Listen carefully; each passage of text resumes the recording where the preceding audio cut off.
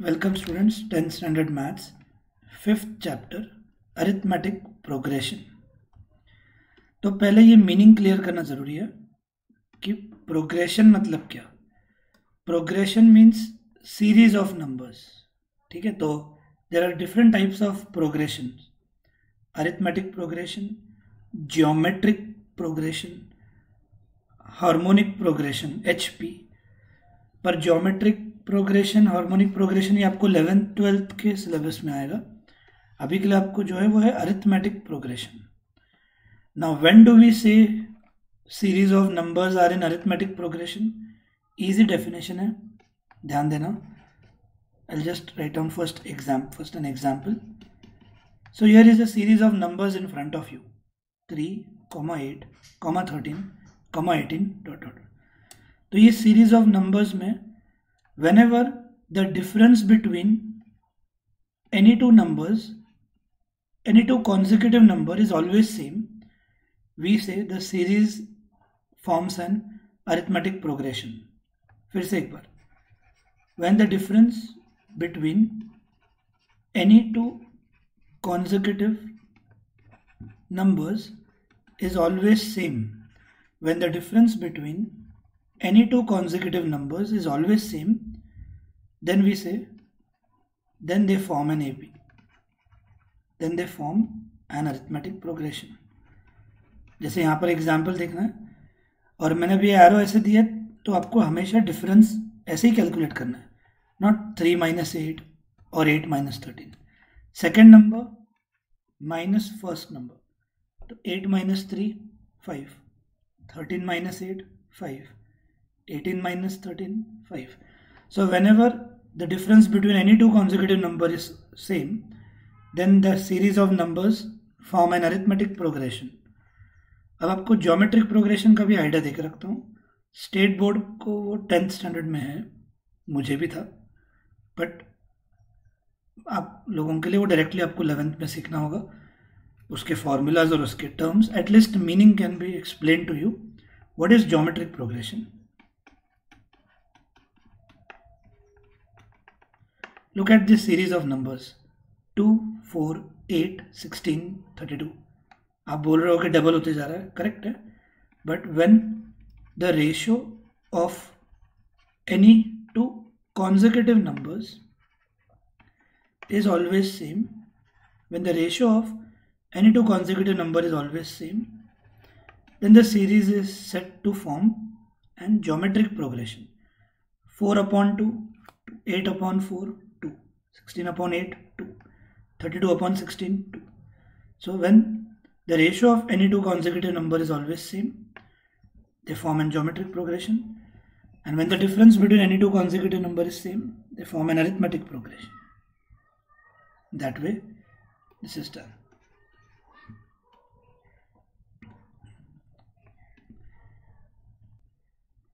तो geometric progression अभी आपको नहीं है, तो हम इसके बारे में अभी कुछ ज़्यादा नहीं देखेंगे। Now here is an example of AP। अब मुझे अल्फ़ाबेट्स कुछ इंट्रोड्यूस करने हैं।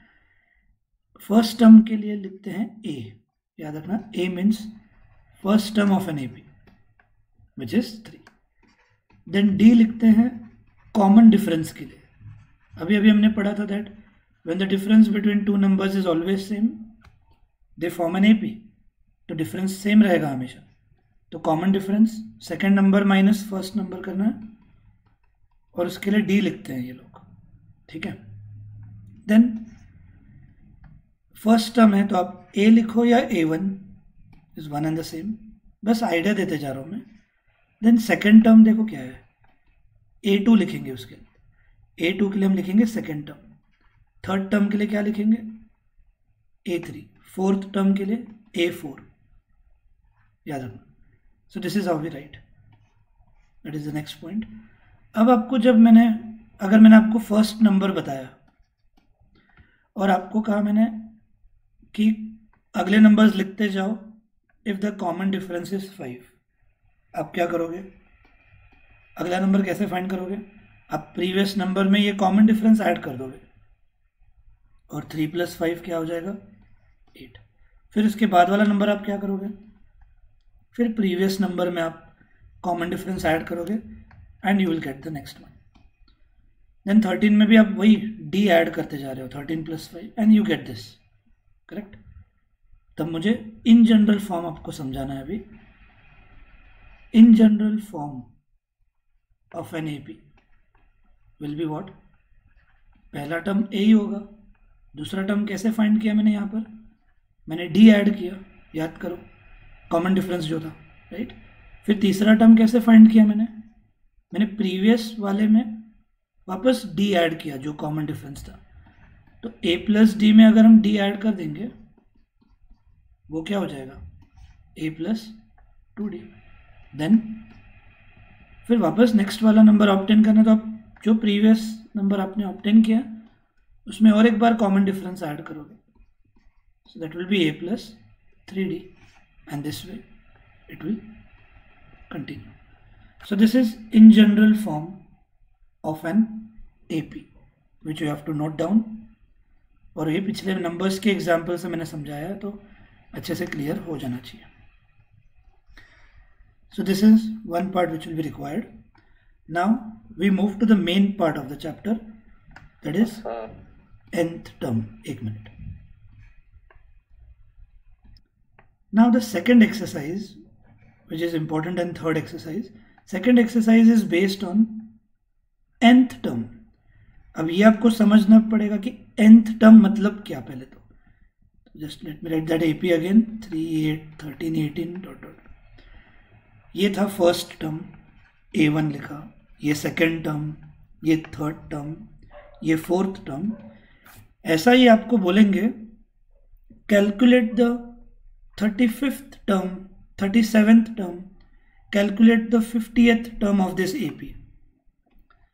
We'll do now कि calculate 25th term of an AP. अब 25th term को आप क्या लिखोगे? A25. जब सेकेंड टर्म के लिए आपने लिखा A2, थर्ड टर्म के लिए लिखा A3, फोर्थ टर्म के लिए लिखा A4, 25th टर्म के लिए क्या लिखोगे आप? A25. करेक्ट. सो आपको एक फॉर्मूला के जरिए फाइंड करना होगा. आपको ऐसे आगे गिनते नहीं बैठना है, 5 ऐड करते बैठो और 25th टर्म तक पहुंचो. So that is the meaning that nth term मतलब इस AP का कोई तो आगे आने वाला टर्म आपसे पूछा जाएगा कि 25th बोला या 35th टर्म, तो आप A35 लिखोगे. तो nth टर्म अगर पूछा तो आप AN लिखोगे. करेक्ट. 25th टर्म के लिए A25 लिखा. तो n can be any value. एक AP का आपको कोई भी आगे आने वाला नंबर पूछा जाएगा. That is the basic part of this nth term. तो ऐसा कोई भी आगे का टर्म उन्होंने अगर पूछा, that can be easily obtained by a formula, and that formula is an, which is nth term. Formula is a plus n minus 1 into d. an is a plus n minus 1 into d. तो एक सम लेंगे तो आपको ये पूरा formula ही समझ में आ जाएगा. So let's do it. Question आएगा find the 30th term of this AP. तो हम पहले गिवन लिखते जाएंगे. एक AP जब दिया है आपको, यानी आपको A मालूम पड़ गया, then D. What will be D then?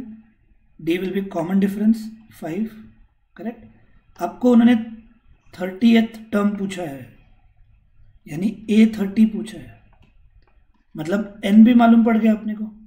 n मतलब वही जो उन्होंने टर्म पूछा रहता है, 25th टर्म, 30th टर्म. तो जब 30th टर्म फाइंड करना मतलब आपको n भी दिया हुआ है. और अब ये फॉर्मूला देखो, इसमें टर्म्स कितने हैं? 1, 2, 3, 4. Out of this 4 terms 3 will always be given to you. और अभी भी दिया है, a मालूम है, n मालूम है, d मालूम है. आप डायरेक्टली इनमें सब्सटीट्यूट करके an निकाल सकते हो. an का एक बार हम फॉर्मूला ऐसे लिख देंगे, then A30 will be what?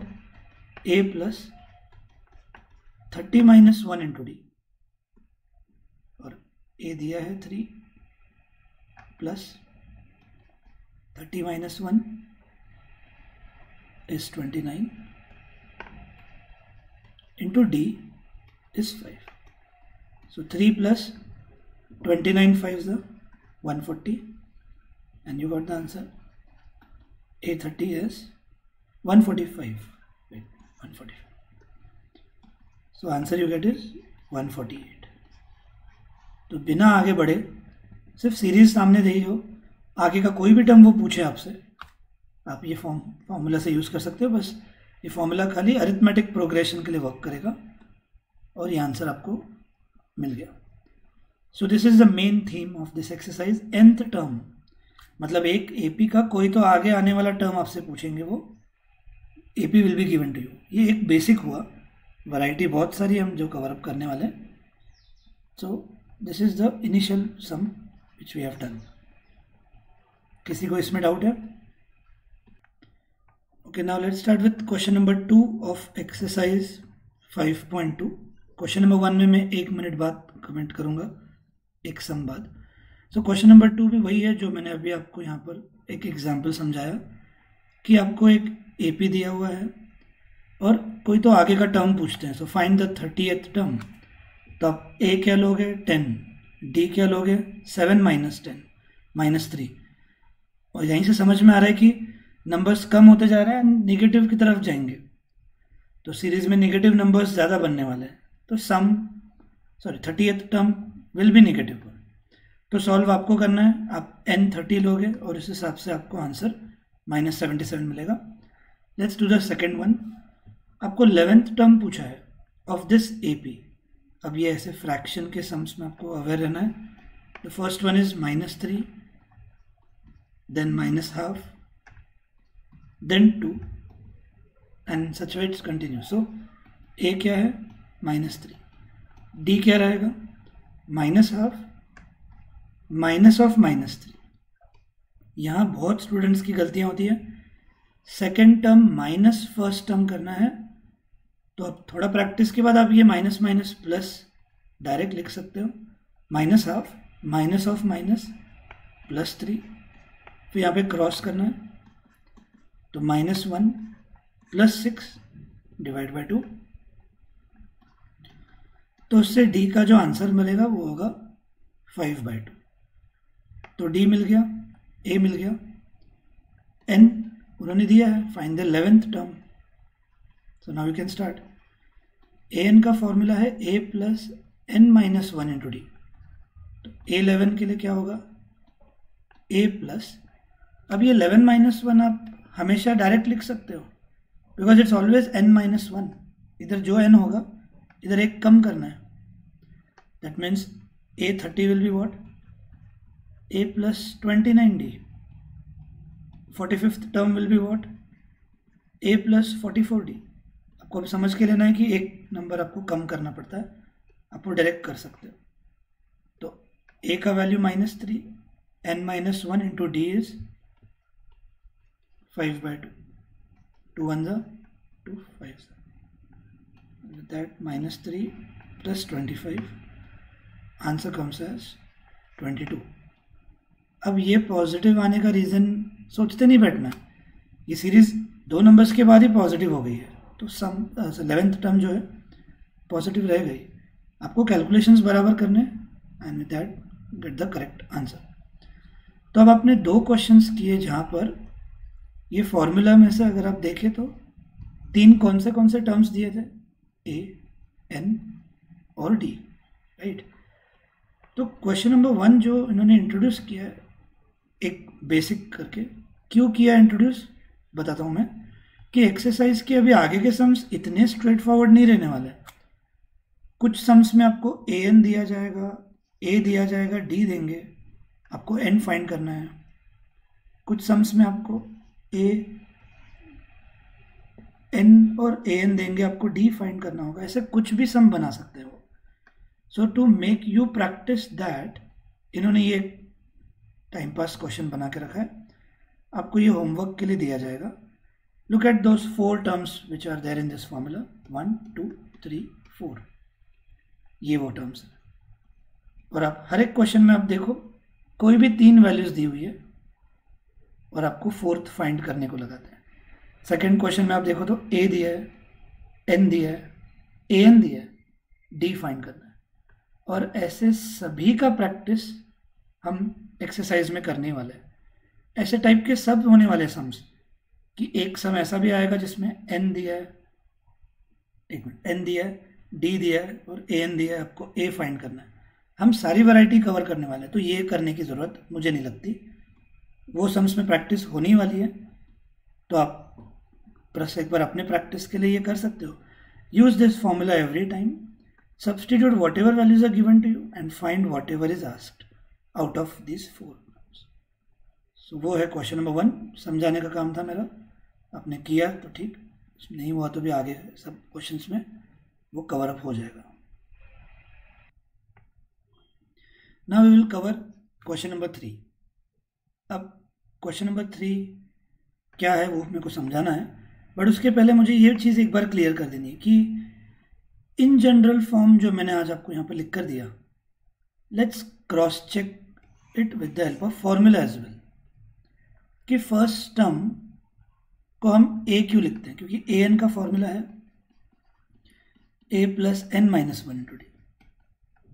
तो फर्स्ट टर्म के लिए अब a प्लस 1 माइनस 1 0 हो जाता है, तो a1 मतलब a ही होगा, करेक्ट।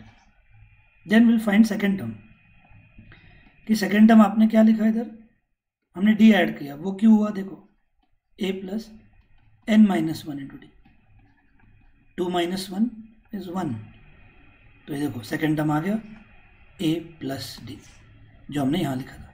फिर थर्ड टर्म हमने कैसे ऑब्टेन किया था, इसमें d एक बार ऐड किया था वापस, फॉर्मूला से वही वेरीफाई भी हो जाएगा।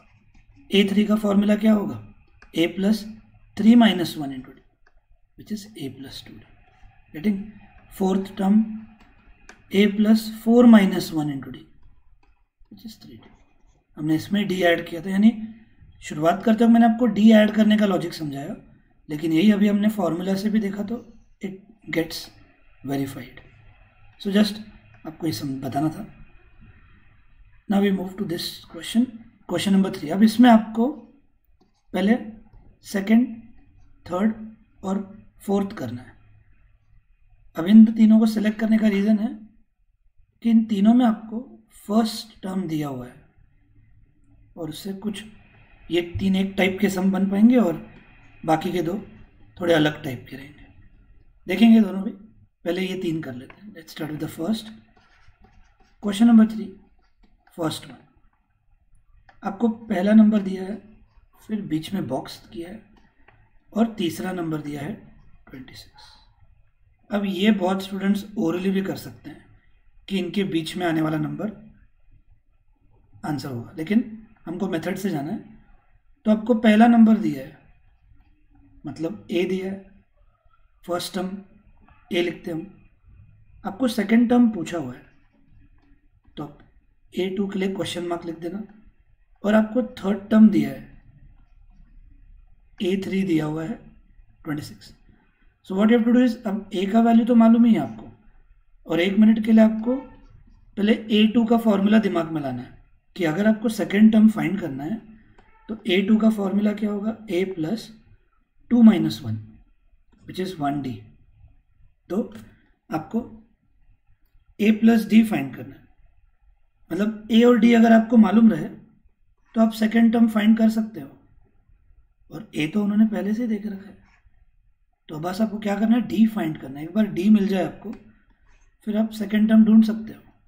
और d फाइंड करने के लिए हमको ये फॉर्मूला का यूज़ करना होगा अभी, कि अगर आपको a3 दिया है 26 तो कैसे होगा, देखो a इज इक्वल टू 2, ये फर्स्ट इक्वेशन बोलेंगे हम।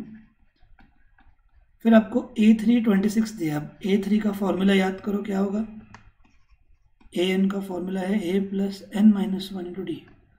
तो a3 का फॉर्मूला क्या हो जाएगा, a plus 2d, that will be 26। ये बन गया second equation.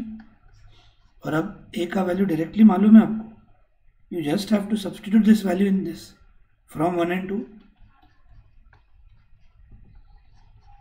2d will be 24, d comes as 12। एक बार a और d मिल जाए, ये कितने भी डब्बे देख दे, आपको हर एक का आंसर ढूंढ सकते हो। अब आपको उन्होंने सेकेंड टर्म पूछा है, which is a2 which is a plus D, which will be 2 plus 12, which comes as 14. Hence, the second term is 14. ये सम आपको ओरली आता भी होगा, लेकिन ये स्टेप्स क्लियर करना ज़रूरी है for the next two sums to be solved. And now we move to the third one. आप थोड़ा आगे ही रहते रहो, इसलिए स्पीड अच्छी रहनी चाहिए. Then 9.5. Now again first term is given to you, इसलिए मैंने ये 3 सम्स पहले सेलेक्ट किए कि इनमें ए आपको डायरेक्टली देके रखा है. अब फर्स्ट टर्म के बाद सेकेंड, थर्ड, फोर्थ टर्म दिया है आपको A4 दिया है 9.5. आपको मालूम होना चाहिए A4 के लिए क्या लिखोगे आप फॉर्मूला. तो हम A4 के लिए लिखेंगे ए कसं येणार आहे ते बघून घ्या एकदा लास्ट. एनचा फॉर्म्युला आहे a plus n minus 1 into d. तर A4चा फॉर्म्युला असणार a plus 4 minus 1 into d, which comes as a plus 3D. हे डायरेक्ट लिहायचं आहे तुम्हाला आता. तर a plus 3D will be 9.5. Multiply करेंगे ये 2 9 18, फिर प्लस 1. ये बन जाएगा सेकंड इक्वेशन. अब क्लियर है कि जब ए का वैल्यू मालूम है, यहाँ सब्सटीट्यूट करके डी निकालना है. क्यों निकालना है डी? आपको सेकंड टर्म और थर्ड टर्म पूछा है. ये जितने भी डब्बे दे दें, आपको दिमाग में रखना है कि ए और डी, एक बार आपको ए और डी मिल जाए फिर आप कोई भी वैल्यूज फाइंड कर सकते हैं. तो अब हम ए की ये वैल्यू सेकंड इक्वेशन में सब्सटीट्यूट करेंगे. फ्रॉम 1 and 2 करो. ए का वैल्यू सब्सटीट्यूट करेंगे 5 plus 3D will B 19/2. Therefore 3D will be 19/2 minus 5 cross 19 minus 5 to the 10 upon 2. 3D is 9 upon 2. D will be 3 नीचे जाएगा 9 upon 6, which is 3/2. And don't doubt, D common difference fraction में आ सकता है. जब एक number है इसमें fraction में, तो कॉमन डिफरेंस होगा ही फ्रैक्शन में. तो D का वैल्यू भी मिल गया. अब आपको उन्होंने क्या क्या पूछा है? सेकंड बॉक्स, मतलब A2 पूछा है, which is A plus D. Then third box A3 भी पूछा है, which is A plus 2D, which you can not find out now. A plus D, which is 5 plus 3/2. कर दो यहाँ पे ओरली. 2 5 10 प्लस 1 3 13/2. करेक्ट. तो ये आएगा 13/2. एंड फोर्थ बॉक्स में A प्लस 2D, 2 इंटू 3/2.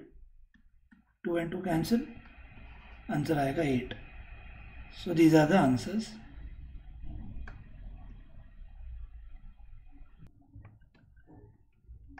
अब इधर -4 दिया है, फिर second box, third, fourth, 3 box, 4 और 6 दिया. ठीक है. तो आपको A दे के रखा है. ये हो गया फर्स्ट इक्वेशन. और second, third, fourth, fifth, sixth term दिया है A6. बैकग्राउंड नॉइज इग्नोर करना. सिक्स्थ टर्म दिया है 6. तो अब A6 का फॉर्मूला लिखेंगे. A6 का फॉर्मूला है A प्लस 5D. ये डायरेक्ट लिखना है अभी आपको, इज 6. ये होगा सेकंड इक्वेशन. और अब क्या, ये बॉक्सेस जितने भी भरने हैं आपको, इसके लिए A और D मालूम होना चाहिए. A तो दिया है, अब इसमें सब्सटीट्यूट कर देंगे और D मिल जाएगा. फ्रॉम 1 and 2 तो 5D हो जाएगा 6 प्लस 4 10. D हो गया 2. एक बार A और D मिल गए. आप ऐसे भी कर सकते हो. अब इधर A2 फाइंड करना है. करेक्ट. तो आप फॉर्मूला लिखोगे A प्लस डी, मतलब आप फर्स्ट टर्म में D ऐड कर रहे हो. तो -4 प्लस 2 इज -2. ठीक है. अब आपको A3 फाइंड करना है. अब A3 के लिए 2 तरीके हैं. आप ये वाला फॉर्मूला तो यूज़ कर ही सकते हो, that is a plus 2d, या सिंपल लॉजिक, सेकेंड टर्म को d ऐड करेंगे हम, हर एक को d ऐड करेंगे तो अगला टर्म मिलेगा, तो ये मेहनत कम कर देगा आपकी थोड़ी। प्रीवियस नंबर को d ऐड करेंगे तो आपको अगला नंबर मिलता है, तो a2 इज -2, उसमें d ऐड कर देंगे, 0 हो गया। फिर a4 फाइंड करना है, a4 क्या करेंगे हम, a3 को d ऐड कर देंगे, this also logic is valid. अब ये था 0, 0 को 2 ऐड कर देंगे तो 2 आ गया, तो a4 2, and then last a5 बचा। अब a5 के लिए हम पिछले टर्म को d ऐड कर सकते हैं, अगर ऐसा पिछला टर्म मालूम है आपको तो खाली d ऐड करते गए तो भी चलता है, और ये आंसर है। समझ गए? अब ये तीन सम्स मैंने बैक टू बैक इसलिए करा है क्योंकि इन सब में आपको a मालूम था, मतलब एक इक्वेशन में डायरेक्ट आपको एक वेरिएबल की वैल्यू मालूम है और दूसरे में आपको खाली सब्स्टिट्यूट करना था। लेकिन अब अगले दो सम्स ऐसे नहीं है। अब आप देख रहे हो फर्स्ट टर्म ब्लैंक रखा हुआ है उन्होंने। Let's move to the second one, it is ये है बॉक्स देके रखा है, देन 13, फिर बॉक्स, फिर 3। अब आपको पहला टर्म नहीं दिया, अब क्या दिया है, दूसरा टर्म दिया है। मतलब क्या दिया है आपको a2 दिया है, a2। अब a2 का इक्वेशन क्या होगा, तो अब आपको यहाँ पर सेकेंड टर्म दिया हुआ है, दैट इज a2। तो a2 का फॉर्मूला बनेगा a plus 2 minus 1, that is 1d। ये बन गया फर्स्ट इक्वेशन। और आपको फोर्थ टर्म दिया है, इसी AP का फोर्थ टर्म दिया है 3, a4 दिया है आपको 3। तो a4 के लिए हम लिखेंगे a plus 3d is equal to 3, and this will be second equation. And this way here are the two linear equations in a and d। x and y में जब थे हमने किया है, now we have to solve these equations to get the answer of a and d। इसके बाद आपको इनके आंसर्स मिल पाएंगे। तो एलिमिनेट करने के लिए आप सब्ट्रैक्ट कर सकते हो, करेक्ट, सब्ट्रैक्ट 2 माइनस 1, इसको हम लिखते हैं सब्ट्रैक्टिंग 1 फ्रॉम 2। तो 2 माइनस 1 करना है तो ध्यान से करना होगा, एक के नीचे एक इक्वेशन लिखोगे तो ज़्यादा बेटर रहेगा।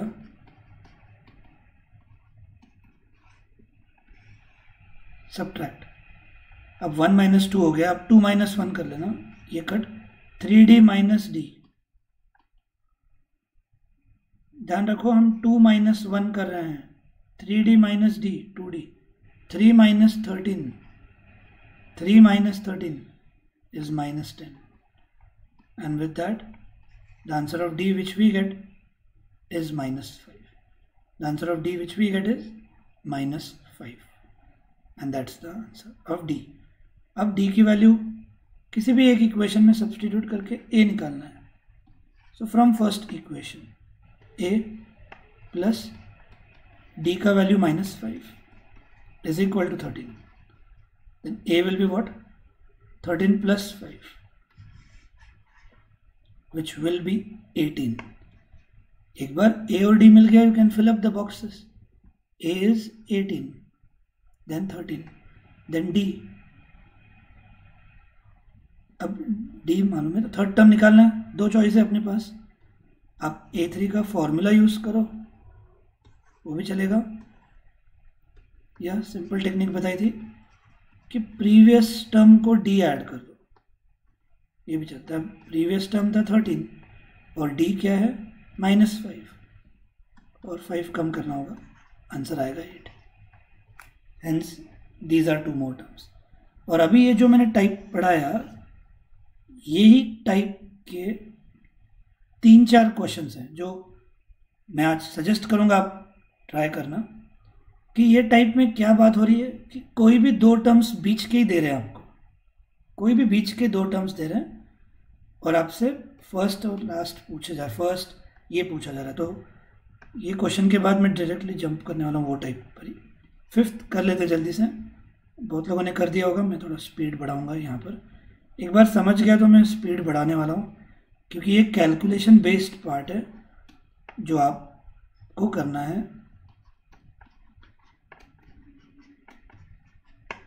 तो 3 बॉक्सेस रखें और आगे -22। तो आप देख सकते हो यहाँ पर कि फर्स्ट टर्म वापस नहीं दिया है। तो जो भी टर्म्स आपको बीच के दिए हैं हम उनसे इक्वेशन बना सकते हैं। तो अब आपको क्या दिया है, सेकेंड टर्म दिया है इक्वेशन इसमें, दैट इज a2। a2 का फॉर्मूला क्या बनेगा, a + d, that will be 38। ये बन गया equation number 1, first, second, third, fourth, fifth, sixth. फिर आपको सिक्स्थ टर्म दिया है, दैट इज -22। अब सिक्स्थ टर्म मतलब a6 का फॉर्मूला a + 5d इज -22 हो गया। एक बार 2 इक्वेशन सामने है, you have to find a and d by elimination. 2 - 1, a और a cut, 5d - d, 5d - d, 4d, और RHS में ये -22 और ये -38। RHS सेकेंड इक्वेशन का पहले लिखेंगे, -22 -38, so 4d विल बी -60। ध्यान से करना है elimination method, second equation minus first equation, 5d - d, 4d, -22 -38 -60, so d will be -15। d का आंसर आता है -15। Substitute in any one equation, so from 1 d का वैल्यू -15 यहाँ सब्सटीट्यूट करेंगे तो a -15 will become 38, so a will be 38 + 15 which will be 53।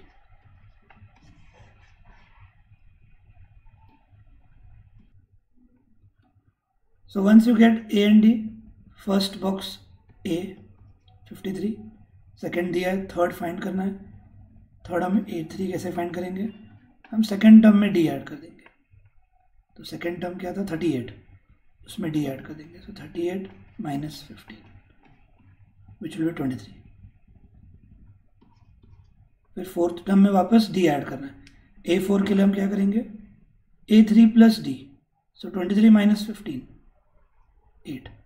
a5 के लिए क्या करेंगे, a4 + d, 8 - 15 -7, और उसके बाद ये आंसर आएगा। So this way you can get the answers once you get correct value of A and D.